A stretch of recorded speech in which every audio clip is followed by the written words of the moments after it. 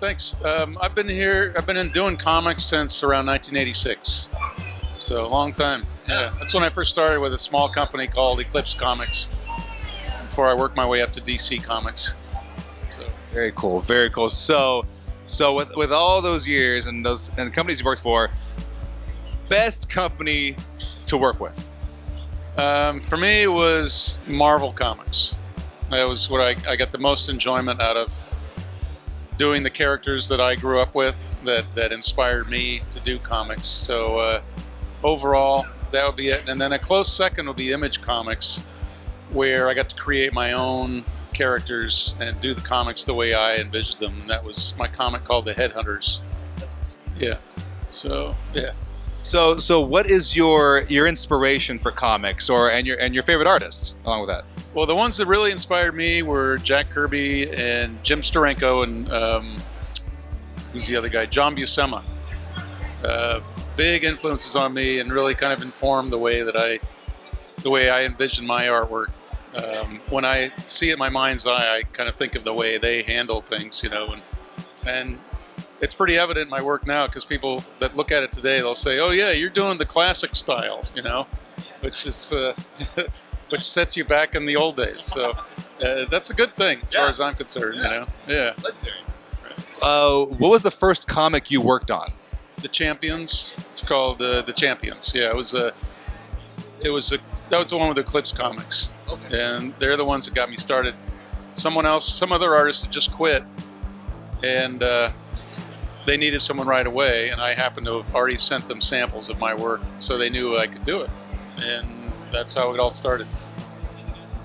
Awesome. So any current projects you're currently working on? Well, funny you should ask. I'm actually working for that same publisher again that I originally worked with at the beginning. And they're called still the Champions, and another team called Vanguard of Freedom, and also Liberty Girl. So it's a lot of fun. Yeah, it really isn't that kind of classical style of story too, and characters.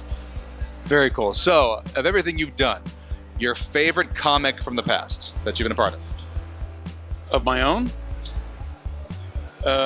Well, let's see. I would have to say Nova, which I got to write and draw, and I did a long run of that comic, and I got to put a lot of my own little characters in it that I created, and it really helped teach me more about creating comics and writing and drawing at the same time, which was it was a lot harder than I thought it would be. I thought okay, since I'm writing it, I can write it to make it more fun for me to draw and make come up with more neat visual ideas, but I wanted to make it a good story. I ended up having to, make it. I had to cut out some of the things that I wanted to do in order to make the story flow together better. So I realized how much more is involved in writing from doing that. It was a good experience for me. That is awesome. So, if you had a choice, the dream comic that you could be a part of, what would it be? That would have to be the Silver Surfer. Nice. Right. The most cosmic of all the cosmic characters, and and one of my other big inspirations was the comics that he was in. So that would be it for me. Silver Surfer, nice, good choice. So now, probably the most important question you'll be asked today: what is your favorite combination on a pizza?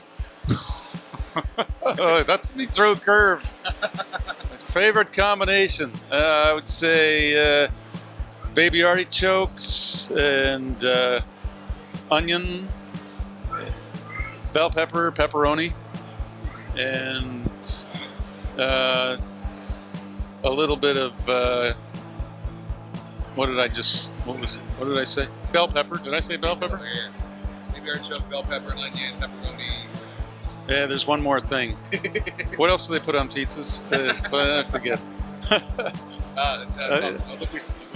Linguiça. Yeah, thank you. Yes. It was a little spicy thing. Yeah, I got my heritage in there. There it is. Chris, it's been an honor to be here with you. You're a legend in the business. Of course, thank you for being part of the show. Honored to have you here. A legend in the business. Chris Marrinan right here.